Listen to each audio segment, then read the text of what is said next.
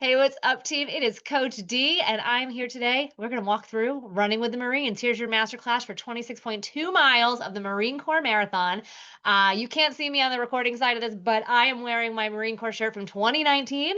I've got a shirt here that's also from, I think, 2017. I really wish I'd remember the years. Yes, 2017. And then I also got to run it. If you hang online afterwards, I'm going to show you.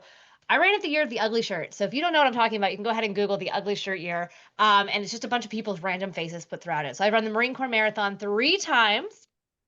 I've run a total of 20 marathons. I ran my first marathon in 2012 and really haven't looked back. I have a personal best of 3:48:54, which I ran at the Hartford Marathon.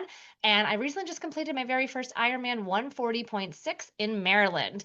I've coached hundreds of athletes to the finish line with finish times ranging from 2:44 marathoners. I actually, this past summer, had the joy of watching one of my first break three marathoners finish his first full Ironman with a sub 3 hour marathon. So I've watched this athlete go from a 3:20 marathoner to a sub 3 hour marathoner to now a sub 3 hour marathon at the end of an Ironman up at Lake Placid. So it's such a joy to watch years over years. This athlete has been with me for about 6 years. I did not coach him for his Ironman, but to watch people progress. So I have done everything from that up to all the backup packers. They're actually my favorite group to train and to work with because it is not the same type of training that we expect from the front to pack. So I really love working with everyone in all capacities as you're training for your marathons. Whatever pace you run does not define you. We all cover the same 26.2 miles.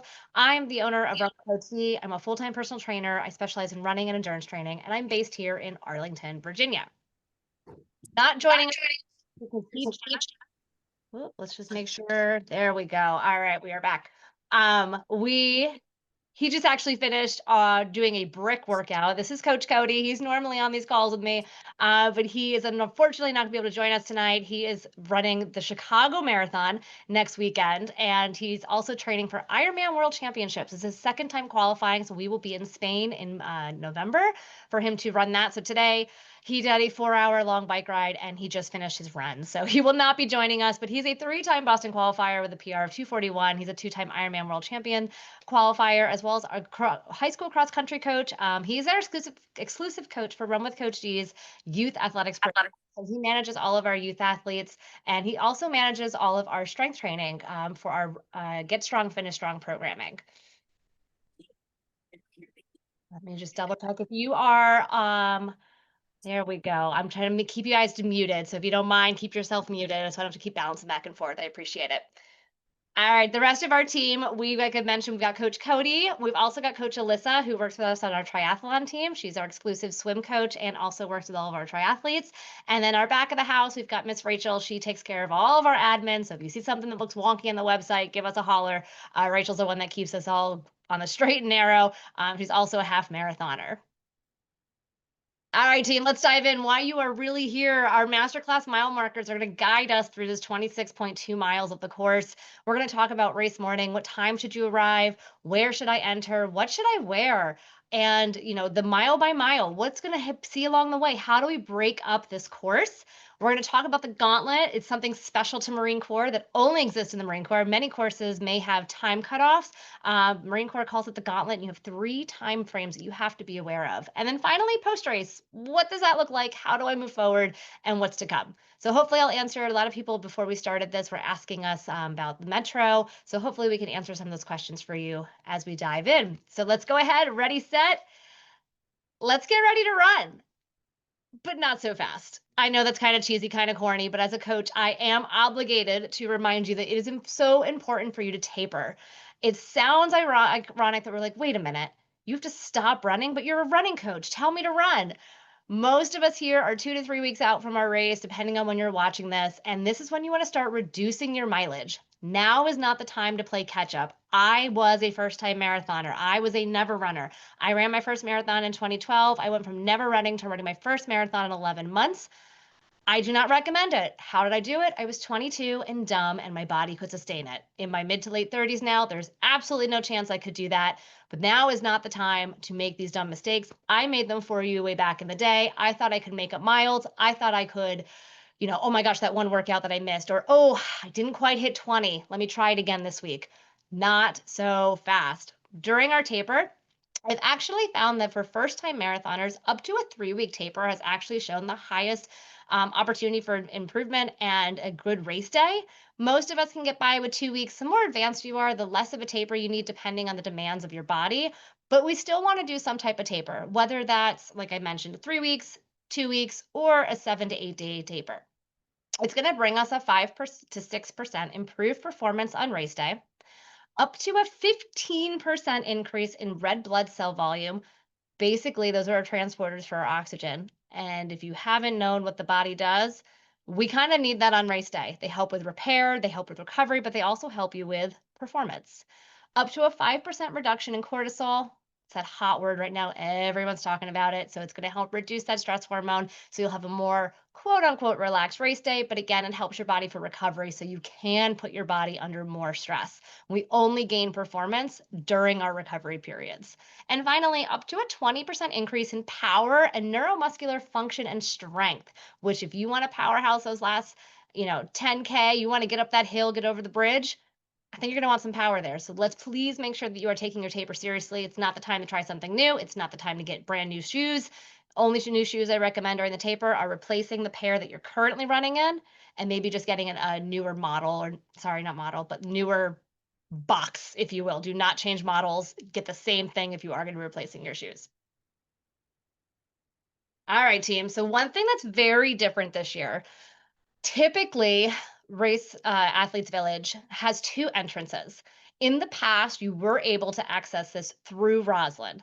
Now, because the larger course size or race size, they have limited that to only come in through the Pentagon. This is going to mean that you have a ton of people trying to funnel through a very small area. And as much as I wish I could say that they are going to have plenty of security checks, they're going to have more lines, they're going to try to make it more efficient, as someone who goes to a lot of races, they always get it wrong. I did Philly half marathon 2 years ago, and they really cranked up security, but they only had two checkers per entrance, and it took us over 90 minutes to get in. So I'm telling you that that might not be the case, but that might be the case. So I highly recommend getting there super early, earlier than you anticipate. Look, I'm a walk up and show up type of runner. If the race starts at 8, I want to be there at 7:40. That's just my jam. My fiance, Coach Cody, he's on the other side. The race started at 8, we would be there at 5:30. So you really need to get there early. It's not what I would like to do, but I think if I were running this race, I would anticipate getting there at least 90 minutes before the race starts. If you're nervous, get there a little early. All that means is you're going to sit down and hang out in Athletes Village. So the security lines could take up to 20 to 30 minutes. Could be worse this year. I can't say anything. I don't know. But I also want you to know, plan to walk in the morning. This is a great recommendation to bring a pair of throwaway shoes. So don't do all the walking in your marathon shoes. You're going to be wearing them for a really long time. Your feet are going to start to get warm. Bring a second pair that you want to leave, throw away. I don't recommend wearing like cheap Old Navy flip-flops or something that could cause a blister. So if you have an old pair of shoes that you're not going to be keeping, wear those, because you may walk 1 to 2 miles before you even get to the start line. All right, so I already mentioned that you should be arriving 90 minutes before. The metro opens at 5 a.m. So if you are coming, it's going to be the yellow line or the blue line, and you're going to be getting off at Pentagon or Pentagon City. Those are two separate Pentagon metro stops. Their Pentagon is going to be your closest option. Pentagon City, it just means you're going to have to walk like 3 blocks. It's basically the mall. When you come out, everyone always asks me, where do I go? Follow the herds. Unless you're the person getting there at 5:01 and you're the first person off the train, follow the herds. Just walk towards the Pentagon. They have tons of signage up as you're walking down Joyce and Fern and Army Navy. Just follow the signs. You will get in. All going to lead you to where you got to go. Big point that's important is Arlington Cemetery Metro stop will be closed until 9. This used to open at 8:30, so if you have spectators coming, that won't open until 9. But I actually don't even recommend using this one this time, because they are discouraging people from being on the Memorial Bridge, and they won't even let you access 110 as a spectator. So Arlington Cemetery used to be a really big hot spot. Nix it this year. You cannot get off that at all. And spectators, it's just delayed opening, and they're discouraging you from being on the bridge because they are not allowing spectators at the finish line. So that's where you're going to be getting there via metro. If you are driving, street parking is free on Sundays. So don't go looking around looking for a park mobile. It is free on Sundays. You can park on the streets all around the Pentagon City Mall. There are also lots in Crystal City. They are running a shuttle from Crystal City 23rd and Crystal Drive from 4:30 to 6:30 a.m. There will be a shuttle that is driving you from the free garage, so it's all free parking, all the way up to the Pentagon, and that'll shuttle you back and forth. And then if you did take that shuttle, when the race is over, you can take a shuttle from Roslyn back to Crystal City. If you're having somebody drop you off, they're recommending using Army Navy Drive and Fern. So just use that. Or if you're doing an Uber, do something in that area. And that should get you to where you need to be. The race does start at 7:20 this year as compared to 7:55 in the past. So, like I said, get yourself there early. This is not the race to show up at 7:15, 7 o'clock, even if you're in a later wave. It's just going to make for more congestion. So if you do get there early, bring yourself your snacks, bring yourself something to sit on, hang out, stay cool, and relax. Speaking of what to wear, you could be there for a minute. Even if it's in the 50s, we don't want to waste calories shivering. So now's the time to grab something that maybe is a little too big, an extra sweatshirt you have, or stop and pick up something from a thrift store. My favorite things that I see when I'm in Athletes Village are bathrobes with like or fleece blankets from stores like Five Below. They're just really simple, really easy, and they have armholes, so it's super easy to wear as you're walking around, and you can kind of curl up in it. I know we're about 3 weeks out, and I actually already saw in a Facebook group that people are already talking about the weather. And I'm like, oh, guys, it's 3 weeks out. What are we doing? So stop obsessing. It's going to be what it's going to be. You really don't have to look at the weather until the week of the race, even 3 days before. I do not look at my athletes' weather for the races they're running until like Wednesday or Thursday before. Unless they're traveling, obviously we're going to look earlier because they have to know what to pack, but we're always going to have options. Even for the Chicago Marathon this upcoming weekend, I've looked at it, it's changed 3 times. And so I don't wanna get too hyper fixated on something. So I really wanna look at it maybe 3 days before, maybe when I'm starting my carb load, because I know if it's gonna be really warm, I'm also gonna increase my electrolytes, I'm gonna increase my water. If it's gonna be, in that 50s perfect weather, I'm not gonna be as concerned. I'll still, make sure I'm getting enough hydration, but my race strategy won't have to change as much. So please, please, please don't worry. Don't waste your worry, as they say, this early out from the Marine Corps. All right, team. This is an iconic shot. This one's actually the 10K, so like don't be too excited. This one is from downtown. This isn't the actual arch that you'll be running through, but it is so exciting. You will hear the howitzer. It is loud. It may give you a little bit of a whew as it goes off, but it will be super loud. Big difference this year. Again, at that start line, there will be no spectators. It's going to feel a little different, but there's going to be so many more of you that it's going to feel amazing. And the first place where you will see some spectators is as you're coming into Roslyn. They'll be on top of the bridges there. You'll be able to see as you're coming through. So you will see spectators. I promise you, they're not banning spectators the entire race. It's just going to feel a little different at the start and the finish. But let's get into it. This is where you're going to be lining up. So when you're standing in the start line, you're going to see these giant yellow poles with banners on them, and they'll have your expected finishing times. Please line up in your anticipated time. Do not try and start earlier because you're afraid of the gauntlets. And say you are a 5:30 to 5:59, please don't go into the 4:30 to 4:59 just so you can get, an extra 15, 20 minutes on the course. All you're going to do is start too fast.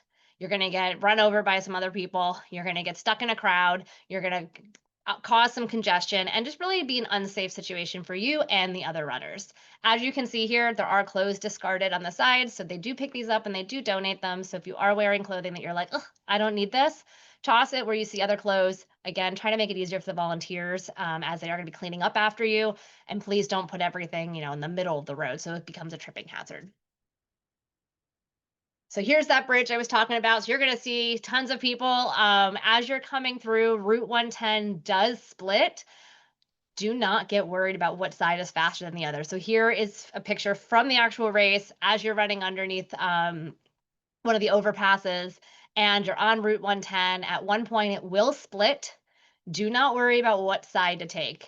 You don't know what I'm talking about now. It's okay. When you get there, you'll see it. You will see people run and try to jump over a guardrail, or they'll don't do that. Don't be that person.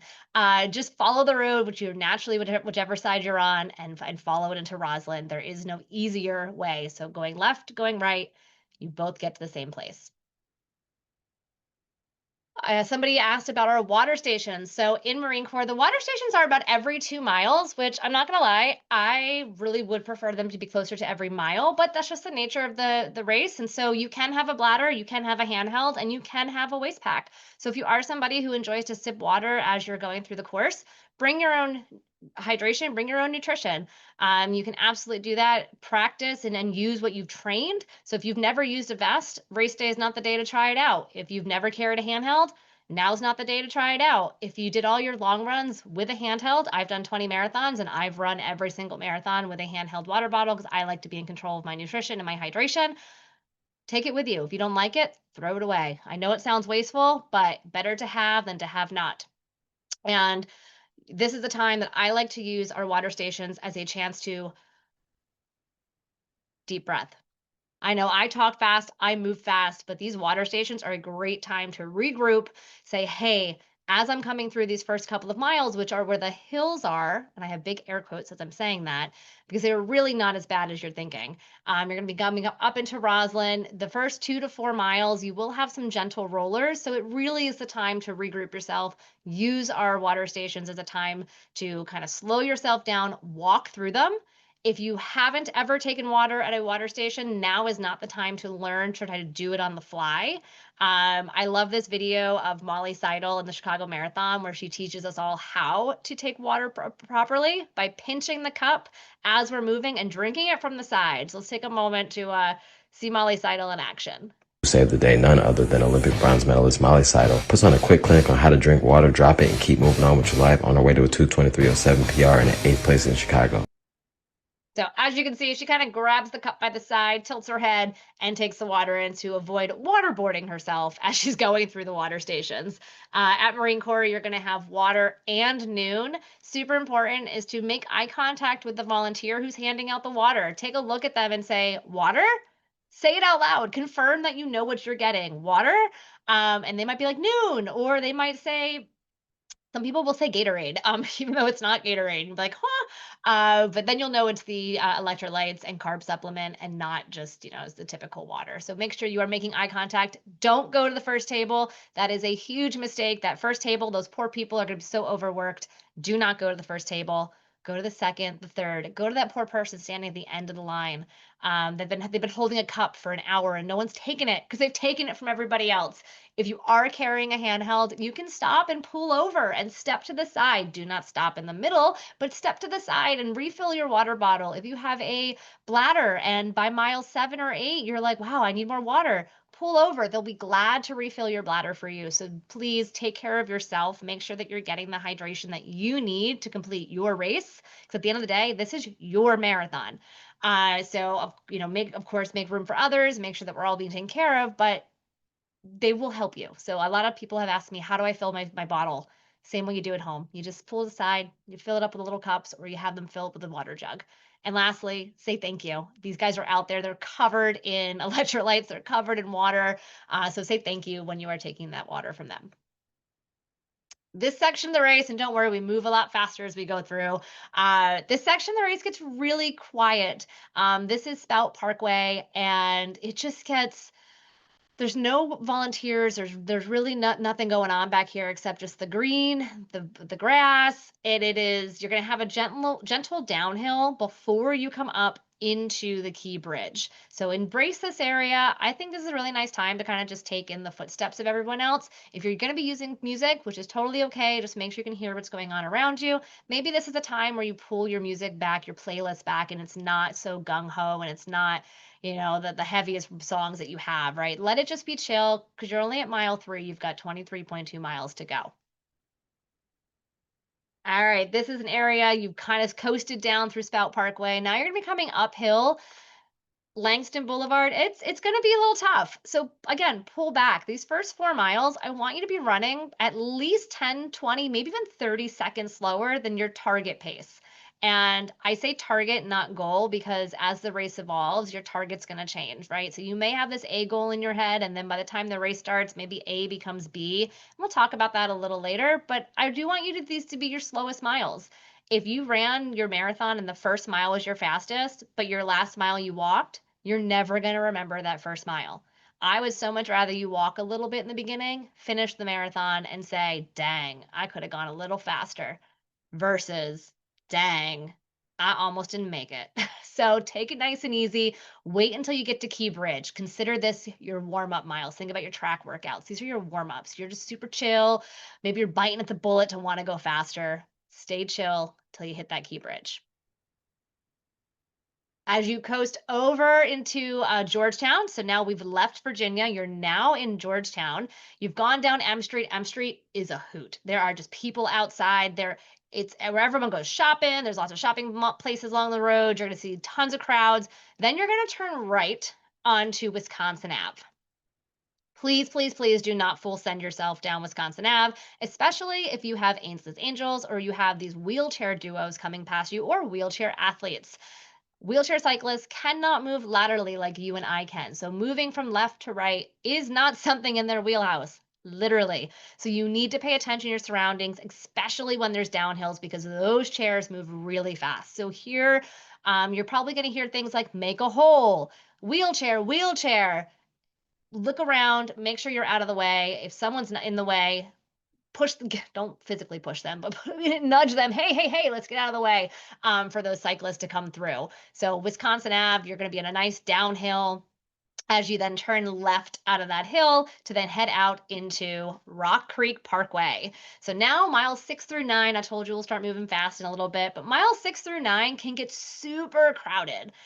This is just because Rock Creek in a hole is pretty narrow. It's about 2 lanes plus a shoulder, and the road can be a little dodgy. So I want you to pay attention to where you are placing your feet. There's a lot of potholes out there. The road is not perfectly flat, so it does bank a little bit. So paying attention to where you're running, especially if you have some hip injuries, this is not an area where I'd want to be on a far right or a far left, just because it's going to be banked a little bit. So I'd probably hang out in the middle of the road. The reason it's banked, it's floods. So they want to keep water off the roadways. So if you are someone that notices, hey, in all my long runs, when I was hanging out too much on the side of the road, my foot hurt, my hip hurt, etc., try to hang out in the middle of the road there. If it's not you, slower runners should stay to the far left or the far right, and always throw your hand up in the air if you're about to walk. Again, we also have aid stations out here. Same deal. Every 2 miles, you're going to be coming up on some water stations. There are no food stations until later in the race, though. We'll talk about nutrition in a little bit. All right, so this area I actually really, really love. It is kind of where you start to see all the views. You're going to be coming back out of Rock Creek, and now you're going to see what you saw on your 4th grade field trip to DC. You're going to see the monument. You're going to see the Lincoln. You're going to see the Kennedy Center. You're going to see the Potomac, the Memorial Bridge. So now it's going to start to get these iconic views. And the slight downhill as you're coming around here, so it'll make the section feel easy, but it won't be a noticeable downhill. It'll just be like, oh, that's interesting. This area is also under construction where we have been for the past 2 years. Yes, past 2 years has been under construction. So you really aren't going to notice it if you're not from the area. It wouldn't look any different to you. But you are going to get to see MLK area, which normally you wouldn't get to. So you will do a little zip through that, get yourself back onto Ohio Drive, which will then take you out onto what we call Haynes Point, which is mile 12, also known as the Blue Mile. This is one of the most emotional miles you will ever run in your entire life. Prepare yourself. It is like nothing I've ever experienced as someone who's run 20 marathons. I've been all over the world. There's nothing like the Blue Mile. This picture is actually from one of my friends. It was a relative of hers, and it is put together by Wear Blue, Run to Remember. And they're a great organization to honor those that were killed in action, that were honor the fallen. Just prepare yourself. This is a very quiet section of the marathon. One thing I remind everyone is everybody salutes, or everybody pays their respects in different ways. but talking about the weather or your nutrition or the next mile that's coming up probably isn't the right thing here. It could be quiet. You could have people sharing stories. So just pay your respects. I can't even prep you for the feeling. You will see tears. You will see happy, sad, all the type of things here. So just mentally prepare yourself. It is probably one of the coolest parts of Marine Corps. One thing about this mile, however, is you could have a headwind or you could have a tailwind. And no matter what you have on one side of Haynes Point, you're going to have on the other side. So you're going to be running on the south side of Haynes Point, which is going to be covering the Potomac. As you come around to the backside, you're going to be on the inlet. So if you have a headwind going out, it means you'll have a tailwind coming back, which will feel nice. But 9 times out of 10, it's the other way around. You'll have a tailwind heading out to the very tip of Haynes Point, and then you're going to have a headwind plus what we call a false flat on your way up back towards the city. And could make it a little tougher than it needs to be, but just know that once you come out of this, it's going to be pretty dang flat. You're only going to have really one big monster hill to get over. I'm not counting the last hill, but you only have one big monster hill to get through. So use this as your point to kind of check in with yourself. If you have to, pull back, take a break, take a look over to the right, you're going to see the wharf, you'll see Navy Yard. There's a whole bunch of stuff you can look at that way. This is the first opportunity, though, that you'll get for course supported nutrition. Hopefully at this point, you have already taken your own nutrition. If you have not been practicing nutrition, we'll talk about that a little bit later, but this is the first opportunity you'll have for their course supported nutrition, which is untapped. If you haven't tried it before race day, do not take it on race day. Now is not the time for something new, especially something like this, which could aggravate your stomach. I never encourage gels for the first time on race day, but it's there if you need it. But hopefully you've been practicing with something leading up to this. Miles 15 and 16, again, you are back into DC, more iconic views. You have moved further up the course now. You're going to see the tidal basin. You'll get a better view of the Lincoln Memorial, and the Washington Monument is going to be on your left. So this is from, I think I was out for a run, or it's from Army 10 Miler. But that right there is the Washington Monument, and you'll be coming down this long stretch. It's an out and back, so it's a kind of loop-de-loo. You'll be able to see people coming at you, which is always really nice because there's a lot of crowds, so you'll have a lot of support there. You'll also have a lot of runner support, so that's a really great area for this. And here we go. All right, sorry, I got distracted. Mile 17, I saw something about the 10K and I was like, they're not doing the 10K this year. No, here we go. Mile 17. This will be your first gauntlet. I've got a whole slide dedicated to gauntlets, so don't panic. But this is, again, the National Mall. So you're going to see all the Smithsonian. You're going to see, you will not see the White House unless you peel your eyes really close as you're coming down behind the Washington Monument. You cannot see the White House, but you will be able to see the Capitol building. You'll be able to see, like I said, Lincoln, the reflecting pool. That's all going to be there, but it's just a really great place. It's super flat. I know a lot of people had asked me about some porta potty situations. When there was the 10K, there were a ton of porta potties here.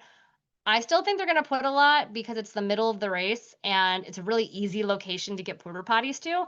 That is one thing that I've heard that people complain a little bit about, is that there aren't a ton of porta potties on the Marine Corps course. There are a ton of public bathrooms.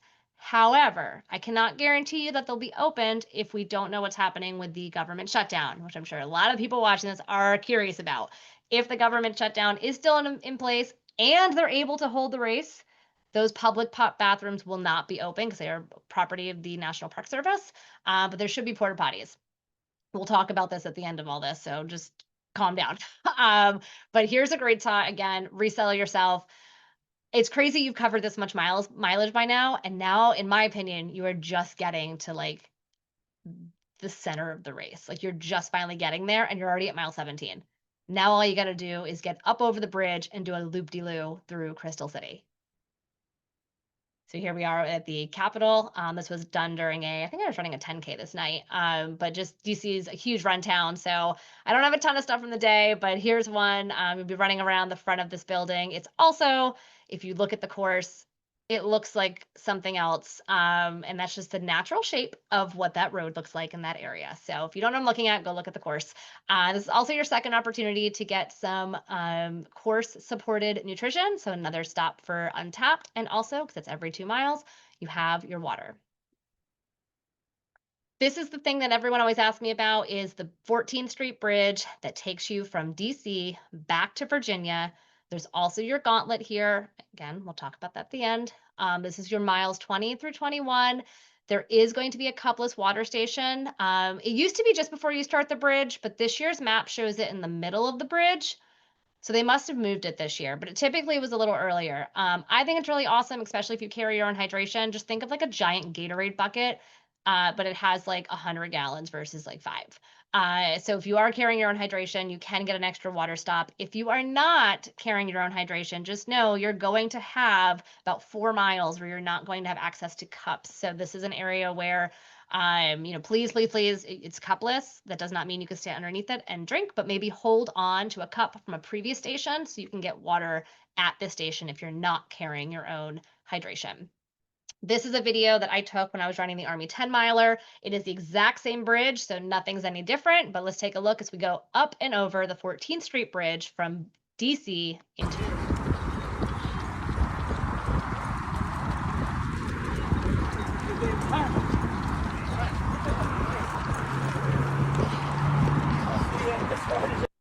All right, I'm not going to do the whole bridge for you, but I hope what you took away from that is it's really not that steep. It's very long.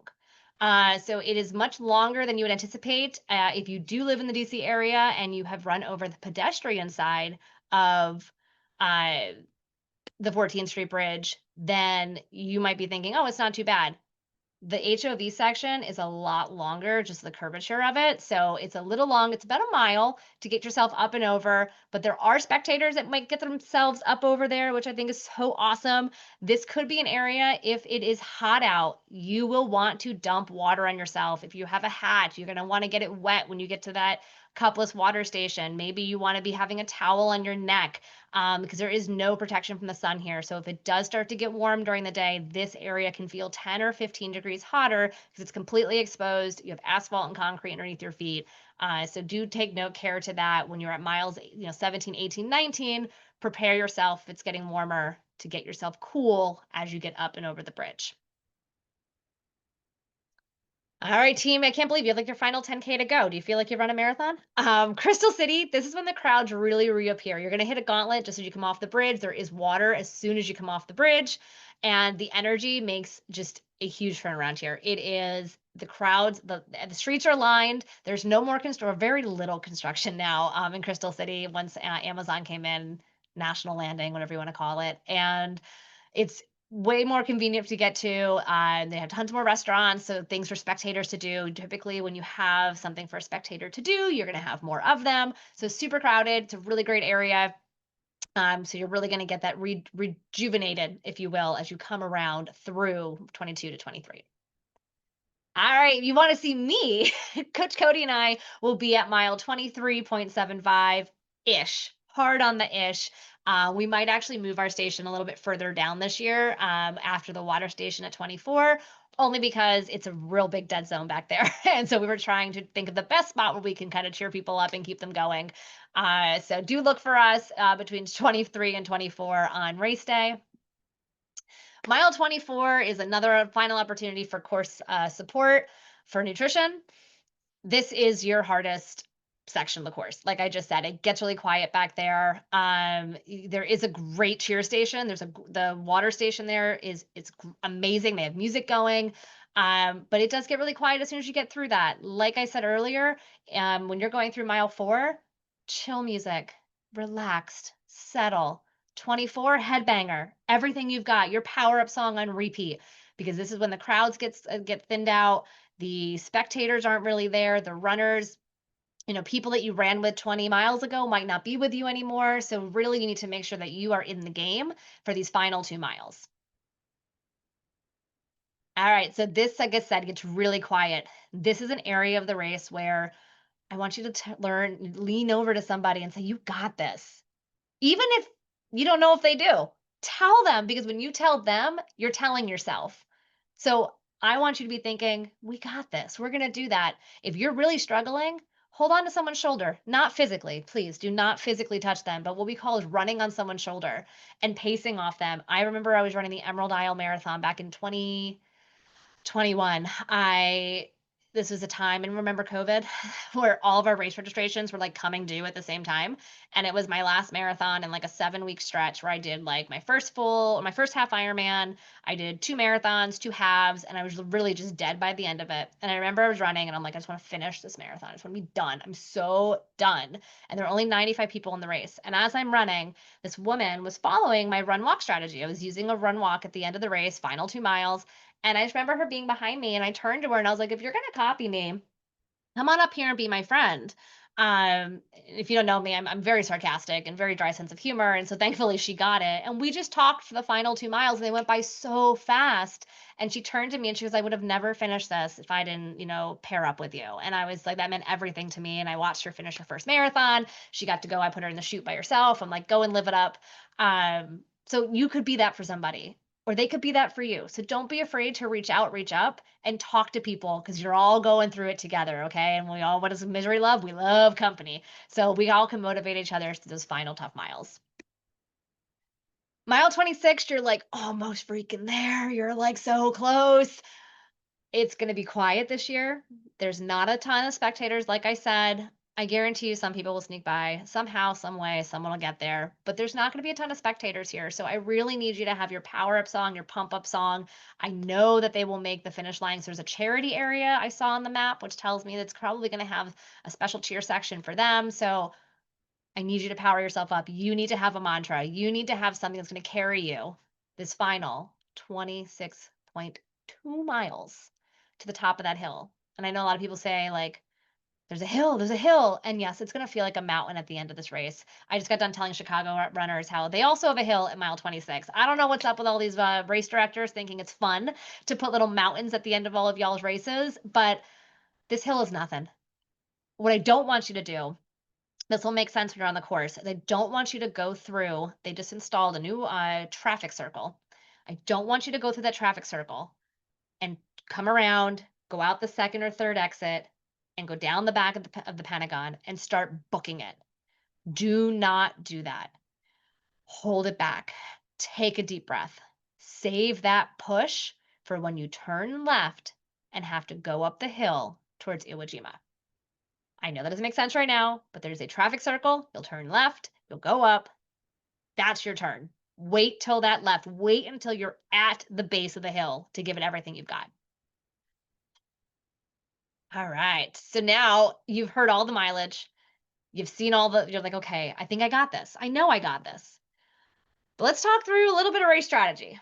All right. Hopefully by now you've listened to all this and you're like, okay, I get it. Start slow, finish strong. But do you?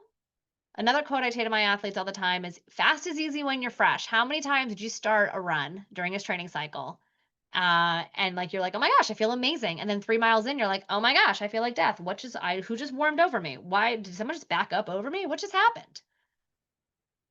That's what's fast is easy when you're fresh, right? At the very beginning, your body temperature wasn't up, right? There was no lactate in your legs, right? The muscle, the acidity in your blood wasn't building. That's what that heavy leg syndrome comes from. It's that lactate that builds up. It's a byproduct of you pushing yourself, and it's good. We like that, but we really need to make sure we mitigate it so we're not pushing ourselves too hard.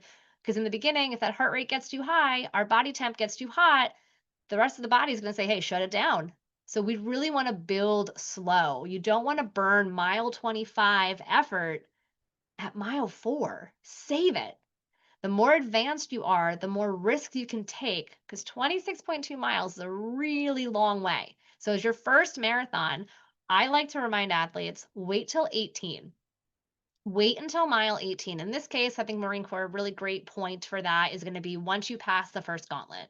That's a really good measure of like, I should feel like I can stop, take a potty break, and then race a 5K if someone told me to. If you can get to that feeling, and race is a relative statement, right? It doesn't have to be all out, but you know what I mean. It's that shifting gears. Can you get to 15 and find another gear? I'm not saying you have to engage that gear, but if you can get to 15 and say, I can, yeah, I feel pretty all right.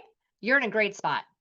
If you're at 15 and you are hoping that the hurricane comes and the race has to stop, we're in a real bad place. But I'll tell you, if that does happen, they're not going to stop the race. I ran the marathon in 2019. It monsooned on us the entire day. I'm talking like 6 inches of water in Haynes Point, where I feel like I was just swimming. So, hell or high water, you got to get through the race. But 15, if you're really hoping that something happens to the race and it has to stop, you're going to have a real rough final 11 miles. One strategy that I really recommend, especially for first time athletes, is 10 10 10. Break the race down. Don't look at it as 26.2 miles. You've done 10 miles in your training, hopefully. So run a 10 miler, 10 to 15 seconds slower than goal. If you're a newer runner, first time marathoner, maybe a little bit more conservative, up to 30 seconds slower per mile. And then do it again. Miles 11 through 20. Hey, let's do it again. Let's do another 10 miler. And then let that final 10K be when your marathon starts. Don't get into yourself with, especially if you are a person that finds themselves getting really emotional or really sensitive to new mile markers, right? I know we always get really excited when we're like, oh my gosh, I've never run this far. That could be really scary. So maybe don't acknowledge that during the race, right? Know thyself is something else I tell all my athletes. So like if you know, like telling yourself that you just ran 18 miles is going to invoke some type of anxiety, don't do it. Don't do it. Set your watch to just have 1 mile at a time and look down at your mile pace at the end of every mile and go, "Oh, okay. That's nice information." And don't get too wrapped up in how far you have to go. Wait until maybe the final 3 miles before you tell yourself that. So make sure you really are listening to your true self and you know how you absorb and how you intake in different information, because what we don't want to be is stressed more than we need to. Banking energy, not banking time. Like I said at the beginning, if you find yourself like, "Oh my gosh, I'm really nervous about the gauntlet, so I'm going to move up uh, a corral." Same thing goes with banking energy, not time. You may think, well, I'm going to run really fast for the first 10 miles so I can bank time, and then I'll just coast and I'll just drop back to my easy pace. No, you won't, because you've taxed your body so much, it's not prepared to go back to that easy pace. Your body was not trained to do that. Now, maybe you have trained for that, but 99% of us have not. So, running a marathon, while it's tempting to run fast while you have energy, you're actually going to have a greater loss on the back end. You're showing up with 100%. If you go out balls to the wall in that first 10 miler, you may give up 75% of your coins. And you only have 25 to get through the rest of the race, which is going to be really, really tough. I love to always remind athletes to, hey, make it so slow that you want to hide it from Strava. If you're like, oh my gosh, they just saw my first mile was like a 13. Oh my gosh, my first mile was a minute slower than goal pace. Who cares? Are you 1 minute out of a marathon? 1 minute? If you do that for the first 5 miles, yeah, that's 5 minutes. But what if that 5 minutes saves you 10 minutes on the back end? You need to reserve energy for the back half of the race. With our nutrition, fuel often and fuel early. Nutrition while running should have been practiced during your training runs, but if you did not, you're not totally SOL. Bring food that you'd like. I always recommend tortilla chips, pretzels, fruit snacks. If that's food that you're regularly accustomed to eating, Rice Krispie treats are another really good one. If you did practice your nutrition, then you know exactly what to do. Just bring extra. Always bring 1 or 2 extra goos. You never know when you might need it. Mile 23, mile 24 is not the time to say, oh, I don't need to take this last goo. Yeah, you do. Yeah, you do. Don't skip it. I've done it plenty of times. I'm like, oh, I don't need this. Yes, you do. So do not try to skip stuff towards the end because you think you're close enough. It's only going to make you feel that much better getting you across the finish line. All right, I've been teasing you long enough. Let's talk about the different gauntlets that they've got. So the biggest one that everyone talks about is beat the bridge. According to Marine Corps, must maintain a 14-minute mile to beat the bridge, and you must be at 14th and D by 1:15. Start runners, even if you start at like 9 a.m. This was before they started at 7:55, not counting the 7:20. You could still hit this at just over a 14-minute pace. So usually the bridge is not the major concern. I'll get to the other two gauntlets. If you are worried about any of this, you can use a pace group. They have elevated pacing and running, who's going to pace the Marine Corps. The 6:15 and the 6:30 pace groups are in contention right now because on Marine Corps' website, it's a 6-hour finish. but the pace groups go up to 6:15 and 6:30. So I've been reading a little bit back and forth of what's going to happen. They have not released an official statement, but as of right now, they will have those. They did not have an official beat the bridge group, which I thought was interesting. Previous pacers in the past have always had a beat the bridge group. But this is something interesting for Marine Corps is that the cutoffs are by time, not by pace. So the first or the second one you need to have is the beat the bridge. The first two, or the first one rather, is the DC Gauntlet. And this is being at 15th and Independence at 12:33 p.m. Super strange time. I know. This is about mile 16 and a half. Here's a good thing. This mile marker is about a half mile earlier than it has been in the past.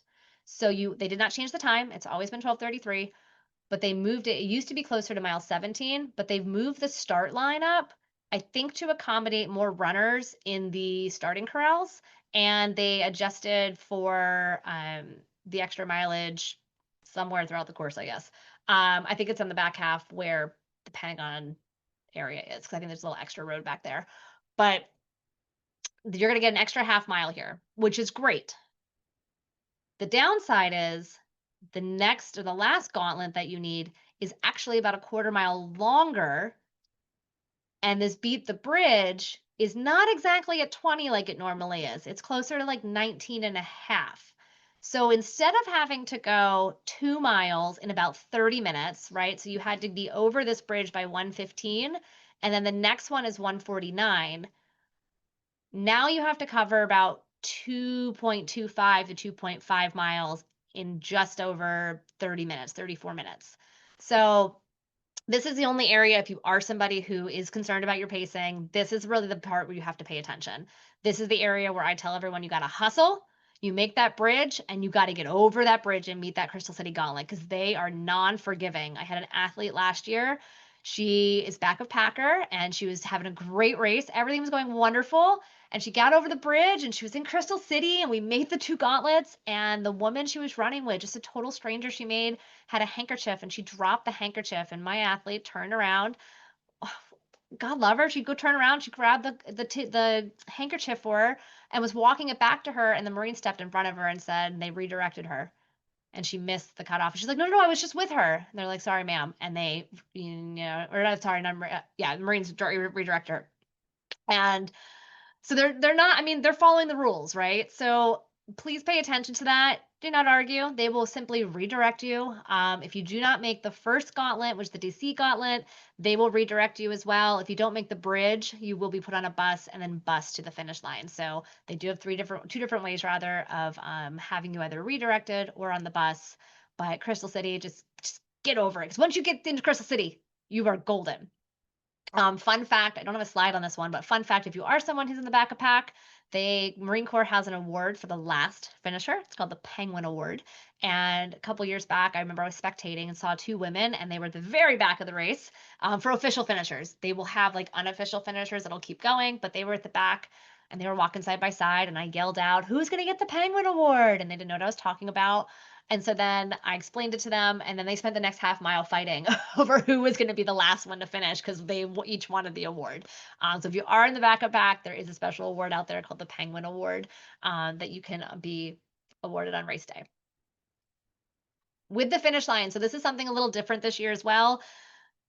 There are no spectators, and it's a lot larger, which I actually think is great. I personally did not like the way that the finish line was done because you basically just get pushed through like cattle, and then you have all of these spectators like leaning up against the fence, like the chain link fence, like it's freaking zombie apocalypse, like them just trying to get in. It's like not Walking Dead style, and you're trying to like get yourself out after you just battled through 26.2 miles. This time you're going to come through, still keep moving. They're probably going to be still pushing you through. You're going to get a little box of snacks. They're going to give you a foil blanket. You will have the opportunity to take pictures at Iwo Jima. Your family won't be able to be in them or friends, but ask a spectator or sorry, ask another athlete to take your picture in front of it if you want.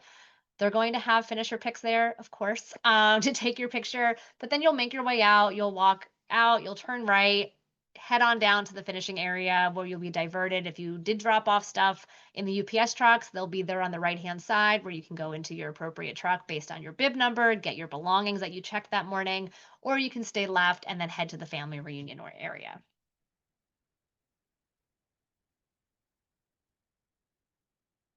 If you are having spectators, Metro, it's pretty dang fast around here. It's pretty efficient, as of right now. I should say that. Metro's quickest. Just use Google Maps. It's accurate. It's going to have your times. That's all going to be great. Download the app. There is an app for Marine Corps. It probably won't come out till the week of. I know Chicago's just came out like 2 days ago, 3 days ago. So it's not going to come out till the week of. So don't panic. But this is really great. It's going to have a 5K by 5K split of where you are on the course and then projections of where you'll be if you keep and maintain that pace. So download the app. It's going to have, like I said, those 5K splits and projections of finish times and things like that. Have your spectators wear comfy shoes. Plan to walk 5 to 12 miles, depending on how far you go. I always tell people if you're going to go to Crystal City, they're probably not going to see you at the finish line. But given the way that the race is this year, have your family go to Crystal City. It's really easy. It's all in the same line. Go to Crystal City. They're not going to be able to see you finish anyway. And by the time they metro back, they'll probably meet you. So, if anything, not having spectators at the finish line is probably a good thing this year because you'll actually be able to have more spectators in Crystal City with people not having to fight for time back and forth. And they need to pack nutrition. They need snacks too. Bags are subject to search in DC, in and around the course. So just don't do anything you shouldn't be doing. But they need snacks. So tell them to plan out meal times and plan out when they're going to get something to eat, get a cup of coffee. Like I said, there will be spectators where there is food. So Crystal City is a great place for that. These are from the Marine Corps itself. Different locations of where spectators can go. Things I always like to think about is how much course support do I as the athlete need? I would never depend on my supporter to bring me my nutrition. That is a me thing. Maybe I'm a control freak, but you just never know if the metro car that they're in is going to get stopped on the tracks or if they're going to miss you as you're coming around a corner somewhere. So I never rely on them for that. I want to know maybe just where they're going to be so I can get a little boost of morale. Biggest suggestion I have is to make sure that you communicate. Are you going to be on runner's left or runner's right? Sometimes it's difficult for a spectator to cross the sides of the course. And so pay attention to that when you are mapping out where your spectators are going to go. And lastly, the spectators will not be allowed on the Arlington Memorial Bridge or Memorial Ave and cannot access the Marine Corps War Memorial finish line via those routes or Route 110. So, like I mentioned before, they're not going to be up and over there. So, better off go Crystal City and then just come and meet up with you somewhere in Roslyn. All right. Our team wishes y'all the absolute best of luck. Just remember, the hard work's done, or as Coach Cody says, hay's in the barn. You've done the hard stuff now. Race day should really feel like a success, like a victory wrap. Remember, nothing new. Run at your own pace. It's your race. And if you're sitting here still a little panicked and like, I don't know what to do, you can schedule a consult with one of our coaches to be even more prepared for race day.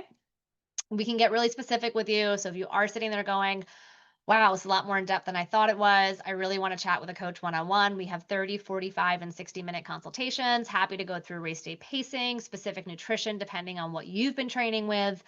We're both coaches of over, at this point, almost 15 years experience, but we are offering 15% off if you are interested in that between now and race day.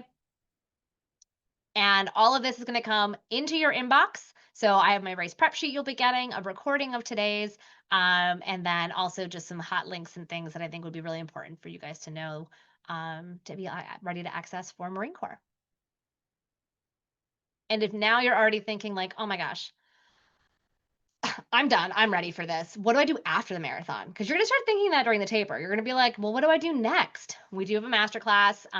It'll be in your follow-up email as well. But my race is over. Now what? Where we talk you through what season planning looks like. We talk you through what strength and conditioning could look like to make your next marathon even stronger. We talk about what it's like to take a break, because sometimes taking breaks are the things we need. But if you are someone who's like, what's next? Feel free to give that a listen. That masterclass is available for you to download. And we hope that you all have the most amazing race. And I hope you learned something from this. If you do have any questions or comments, leave them in the comments below. I'm happy to answer anything for y'all. Thank you so much for joining and have a wonderful night.